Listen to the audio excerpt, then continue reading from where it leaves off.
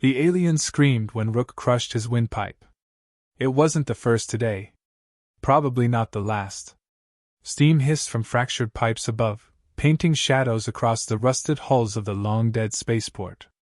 Rook moved through the wreckage like a ghost, silent, exact, leaving behind only scorched carbon and ruptured armor. His boots crunched over shattered visor glass. The bodies he left behind didn't need tags. No one would come looking for them. The last one was crawling, 3 limbs dragging, 4th severed at the joint, blood oozing in pulsing jets. Its breath wheezed through a translator implant now blinking red. "Don't," it rasped. "I'm not, please."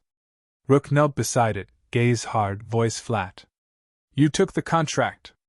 "I didn't know." The alien coughed, eyes twitching. "We thought you were just human?" The silence that followed said everything.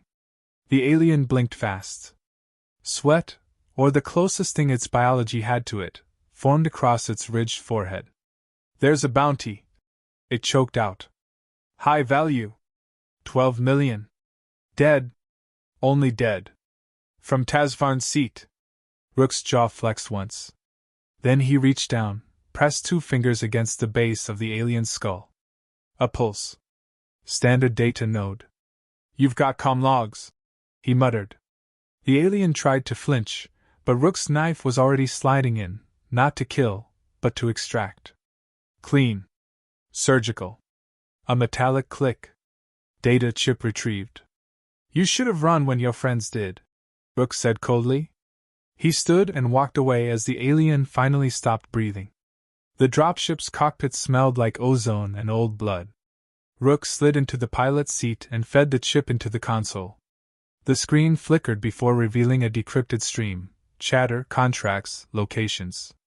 All of them converging on the name. Rook Maddox, species, human, class 12 hostile. He stared at the bounty listing, reading the words twice. His photo, grainy, likely scraped from a 100-year-old battle recording, flashed red with the marker, confirmed active. Beside it, the seal of Tazvarn the Collector. So it was personal now. He leaned back, cracked his knuckles, and muttered, "Should have stayed dead." His AI pinged. "Energy signatures rising in Sector 12. Small craft. Could be scavengers, or bounty reinforcements. Set course to the last transmission site from the Calyx refugee freighter." "That system's dead." "So am I," Rook said. "Do it." The dead colony looked like it had been eaten.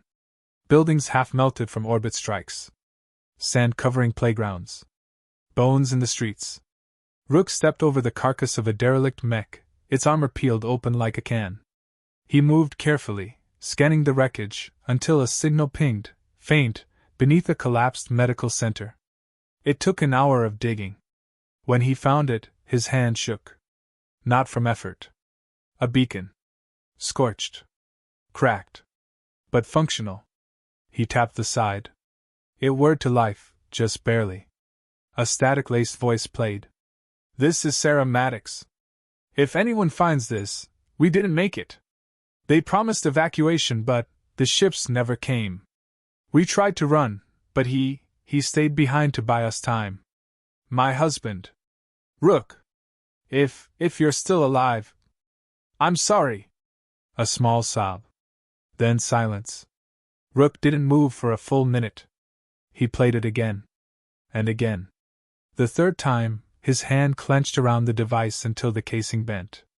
Back on the ship, he sat alone, lights dim, helmet on the table. His face was gaunt. Scarred. Too many years of surviving when others didn't. The AI broke the silence. "New chatter detected. Tazvarn has increased the bounty. He's deploying 6 more squads. 1 from the Red Talon clan. They're already en route." Rook said nothing. "What's your next move?" He opened a drawer. Inside, a blood-stained patch from Earth's last military unit. His. The insignia was nearly worn off, just a black star, jagged at the edges. He clipped it to his armor. "I'm going to remind them," he said. "What Deathworlders do." He reached for his rifle and slung it over his shoulder. "And the message?" He paused. Let the galaxy know, Rook said quietly. The last human is hunting. Aboard a pirate ship half a system away, a crew member watched the mercenary broadcast again. It showed Rook walking through the aftermath of the spaceport massacre. No fear. No hesitation. Just precision. Even muted, the footage radiated menace. One of the younger pirates whispered, "That's not just some human. That's something else." Their captain snarled, "It's just propaganda. They're extinct. This one's a freak." "You think one man scares the belt?" The crew didn't answer. But deep in their bones, they remembered the stories. The ones older species whispered when war came too close. The humans were supposed to be gone. But now, something was back. And it didn't run. It hunted. The maw drifted like a carcass in orbit, vast, scarred, pulsing with artificial gravity and corruption. Inside, beneath the steel ribs of its command deck, Tazvarn stood before a projected image, a lone human framed in smoke and blood, walking calmly over the corpses of his elite mercenaries. He tilted his head, mandibles clicking. "This is the Deathworlder they fear?" His voice carried through the chamber like oil, thick, slow, layered in contempt. Around him, lieutenants exchanged uncertain glances. No one dared speak first. Then Gultak, his strategist, cleared his throat. "The broadcast has reached over 32 systems. Piracy rates dropped 17% overnight. Several crews have already voided their contracts." Tazvarn turned slowly. "Over what? One mammal with a gun? He's not just a bounty target anymore," Gultak said. "They're calling him the Ash Ghost. Some say he survived Earth's fall. That he's the last." "Stories," Tazvarn hissed. "I've heard Deathworlder stories for 2 centuries. And every time, it ends with them in chains." He tapped the screen. The image zoomed in, Rook's face, partially obscured by smoke, eyes locked on the camera like he knew who was watching. Tazvarn's eyes narrowed. "He wants me to see this." That night, in the mall's lower decks, a fighter pilot named Creel watched the footage in secret. It looped on a stolen holopad, Rook moving through wreckage, untouched, emotionless. The footage had no sound, but something about it screamed. His squaw mates were drinking, laughing, placing bets on who would take the bounty. Creel didn't join them. He'd seen the way the humans fought before the silence. Not just with weapons, but with fury. With grief sharpened to a blade. He slipped away from the group, dropped his comm link in the waste vent, and boarded a shuttle headed for the neutral zone. He didn't tell anyone why. But the whisper followed him into the dark. Deathworlder. Back on the command deck, Tazvarn activated his private channel. A flickering image appeared, an archive file from the Harvest campaigns. Grainy, corrupted, but recognizable. Human children being herded into a crater. A colony in flames. Ships overhead. Bombs falling. He stared at the file in silence. Years ago, Earth's final colonies had tried to buy time by launching decoys. The Maw had intercepted one, labeled as cargo. Inside, 3,000 refugees, most unarmed. The order to sterilize the vessel had come from his terminal. A clerk had hesitated. Tazvarn had personally executed the delay. No witnesses. No records, except this. He whispered. "You should have died with the rest." He deleted the file, but his hand lingered over the console. Rook's ship dropped out of slipstream near the Syl Axis debris field, the final broadcast point of the Calyx refugee ship. He adjusted his armor, wiped ash off his visor, and scanned the ruins. Twisted metal floated like bones in a graveyard. A shattered hull bore the markings of the Calyx vessel. The blast patterns weren't random. Targeted. Precise. Military grade. "Confirming strike origin," BI said. "Trajectory traces match Maw ordnance." Rook didn't respond. He maneuvered toward the wreckage, found an intact section sealed behind ruptured doors. Manual override took effort, but inside he found scorched bunks, abandoned toys, and a row of tiny oxygen masks lying neatly, never used. A small recorder flickered. He played it. We're still waiting for pickup. Captain says there's been a delay. The kids are scared, but we're trying to stay calm. If anyone finds this, please, we're hiding in. The recording ended in static. He stood there for a long time. Then, calmly, he pulled up a map of the Maw's projected trajectory and started planning his route. Gultak returned to Tazvarn's chamber, this time alone. The Red Talons have accepted the bounty, he reported. They're already hunting the Deathworlder. Alongside them, 2 Enforcer clans, a bioweapons unit, and 6 independent hunters. Tazvarn's response was slow. And what happens if they fail? Gultak hesitated. That's not likely. Isn't it? Tazvarn leaned forward, shadows deepening the scars along his plated face. I remember the screams from the front line when humans stormed the VRL Citadel. We outnumbered them 50-1. You know what I saw? Gultak didn't answer. One of them lit himself on fire just to keep moving. He leaned back. Make sure the Maw's primary systems are locked down. No access without my seal. And inform the others, any ship that deserts will be shredded. Gultak bowed and left quickly. Rook's ship entered stealth mode as he approached a pirate-held comms relay. The station was minimal, just enough defenses to deter raiders, not a full assault. Perfect. He boarded under cover of a meteor storm and took out the guards silently. No alarms, no blood spray. Just breathless collapse. Inside the relay core, he plugged in a signal loop. Broadcast queued. Target audience, outer fracture belt. Routing through civilian, mercenary, and criminal networks. He keyed the mic. This is Rook Maddox. Species, human. Class, Deathworlder. He paused. You hunted my people. You bombed our homes. You watched us burn.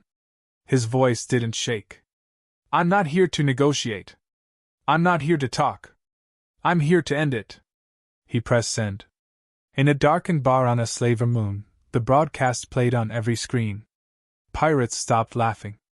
Mercenaries put down their drinks. Someone whispered, He's real. On Tazvarn's deck, Gultak watched the transmission in silence. He's not just killing them, he said to himself. He's teaching us to be afraid again. Rook didn't wait for the galaxy to react. He knew it would. That was the point. As his message pulsed across every darknet channel, mercenary hub, and smuggler's den in the outer fracture belt, he was already moving. Cold, quiet, efficient, tracing the spine of Tazvarn's empire from the underside. Not through official routes, but through the veins the warlords never looked at, slave vents, maintenance ducts, old hideouts from forgotten wars. While the galaxy whispered, he hunted. The relay tower he'd hijacked was left burning behind him, not because it was strategic, but because fear spreads faster with fire. He knew they'd see the smoke. He wanted them to. On board his ship, the AI read off intercepted chatter. 15% of registered bounty crews have rescinded contracts. A Red Talon strike force abandoned post at Jaren 4. Warlord Krev has sealed his dome's citadel. Civilian colonies report stockpiling. Rook sat, sharpening a combat blade, the old Earth military patch dangling from his armor like a forgotten flag. His face gave nothing. But his eyes, those held a storm. There's more.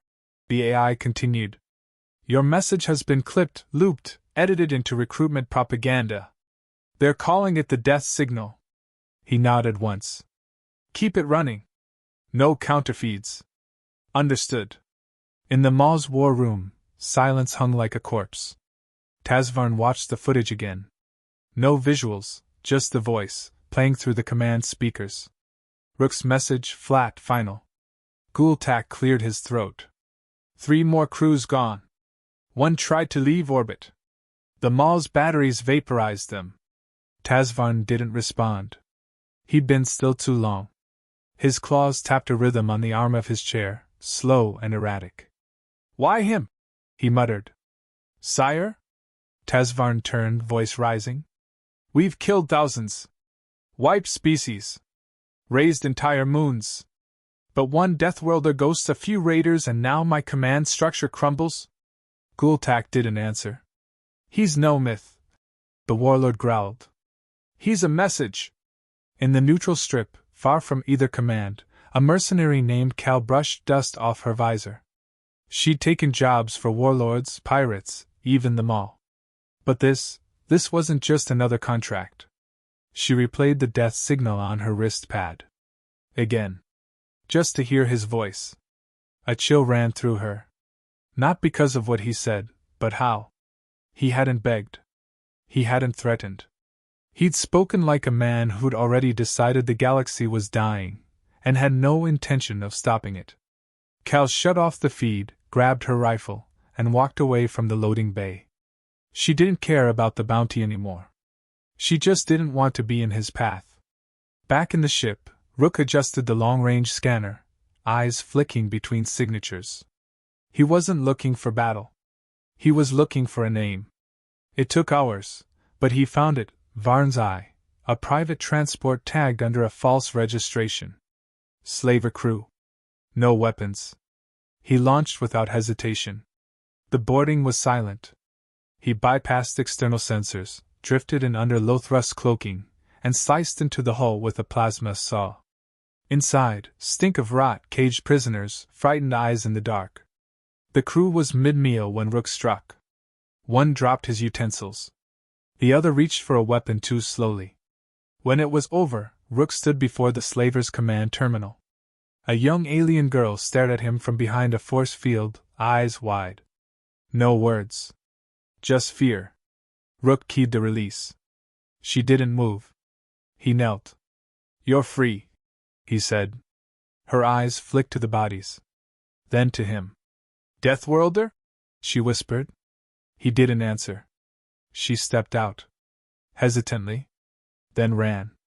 The command logs were worse than expected. Traffic records showed a pattern, refugee movements rerouted by fake signals, redirected into Tazvarn's kill zones.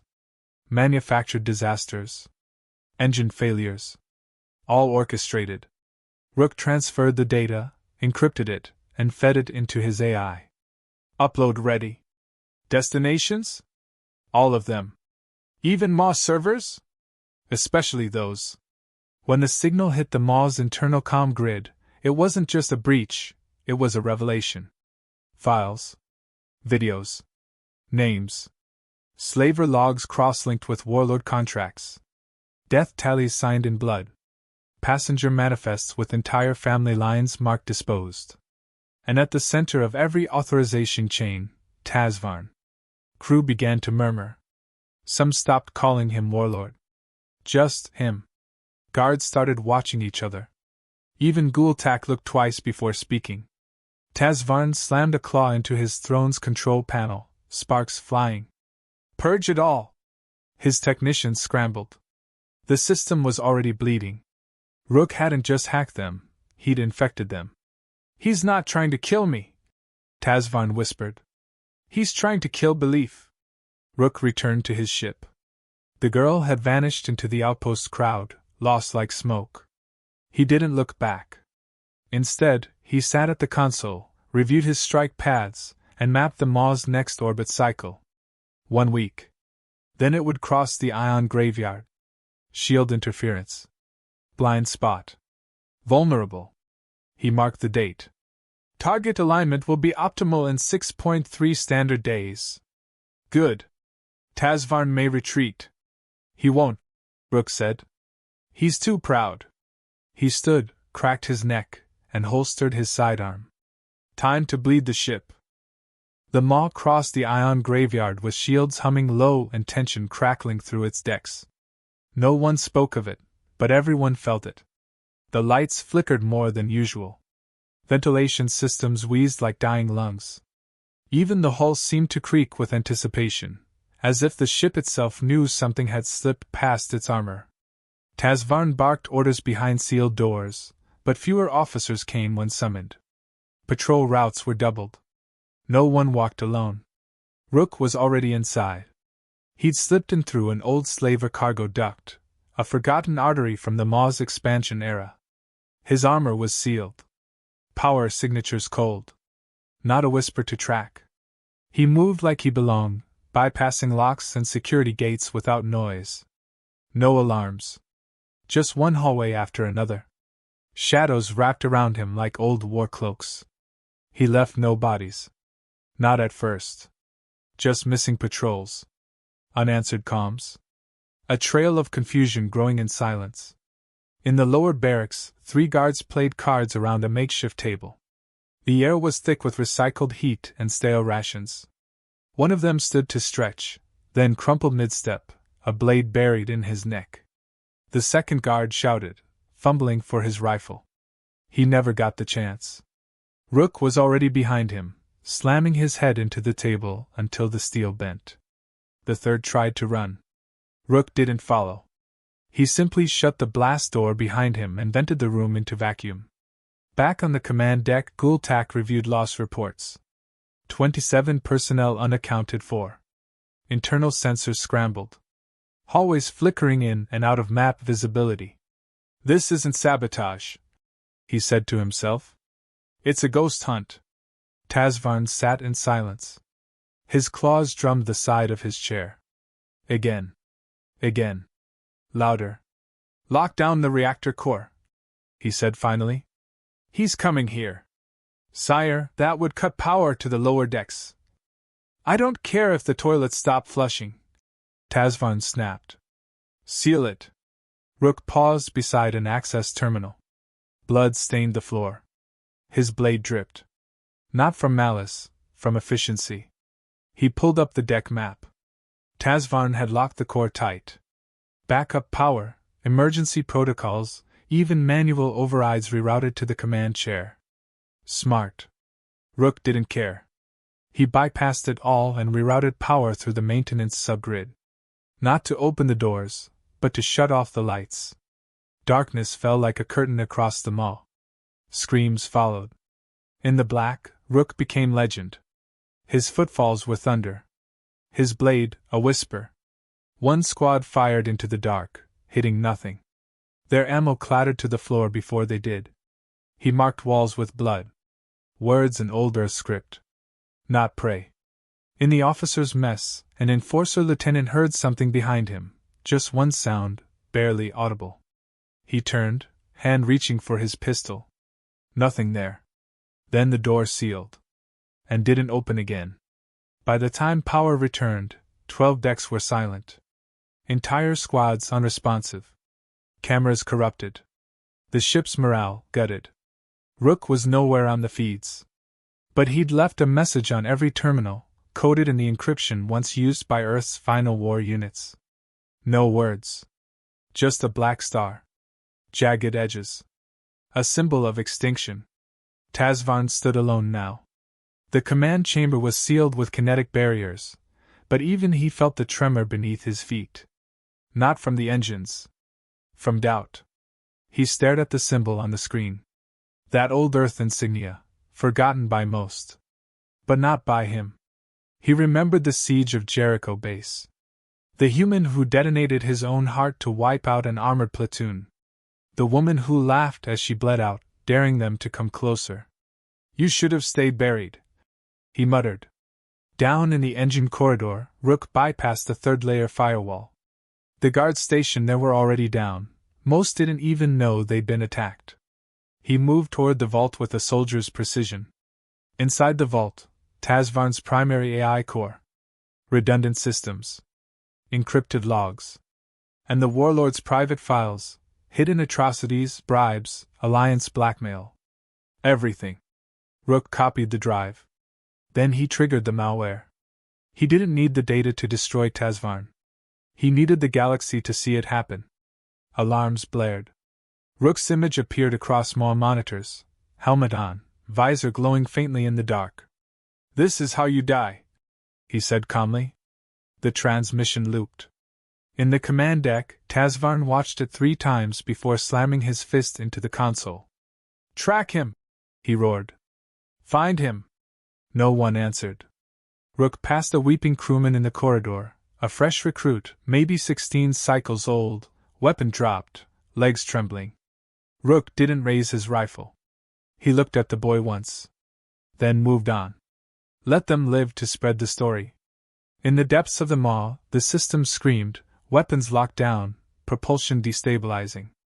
Fires bloomed along the outer hull as emergency relays failed. By the time Rook reached the upper lift, the maw was bleeding from every deck. He didn't need to fight his way to the core. He'd already won. The final elevator opened with a hiss. Rook stepped into the maw's command spire, alone.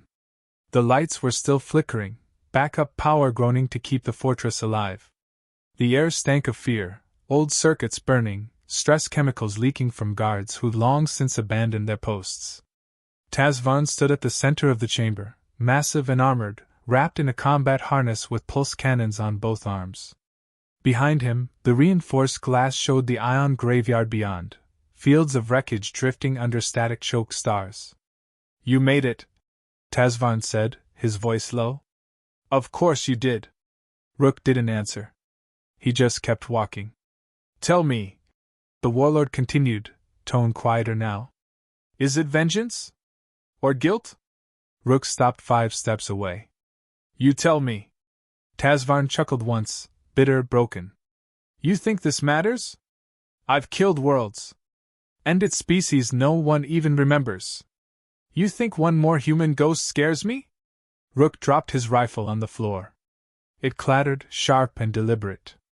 "I'm not here to scare you," he said. The warlord fired. The blast hit nothing. Rook had already moved, faster than Tazvarn expected. He came in low, slammed the butt of his sidearm into the warlord's jaw, then ducked under a retaliatory swipe. The chamber exploded into chaos.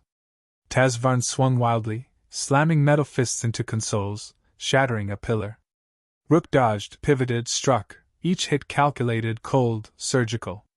"You killed the Calyx evac ship," Rook said between blows. Tazvarn snarled. "They were nothing. Cargo. You bombed hospitals. Strategic deterrence. You lied to every system on the edge and sold their people. That's survival," Tazvarn snapped, backing up, one eye bleeding. Rook stepped forward again, silent. "You were extinct," the warlord hissed. "I saw the reports. Earth burned." Rook slammed him into the wall, held him there, stared into his eyes. "It did," he said. "Because of you." Tazvarn tried to laugh, but it cracked halfway out. "So what now? You kill me? You think that stops this?" "No," Rook said. "But it starts something." He pulled the chip from his belt, the maw's entire command log, every crime, every secret, every blood-soaked transaction signed with Tazvarn's mark. He plugged it into the war room's main console. Outside, hundreds of systems received the file. Across the outer belt, screens flickered. Pirates, citizens, scavengers, and warlords watched in stunned silence as the truth unspooled. Names. Coordinates. Death tolls. Signed confessions. Full proof of Tazvarn's empire of blood. Entire coalitions fractured overnight. Warlords were dragged from their towers. Slave pens were burned. The alliances that had ruled for centuries collapsed, not from war, but from exposure. All because a single man survived. In the maw, Tazvarn collapsed to his knees. You destroyed everything." Rook stood over him. "No," he said softly. "You did."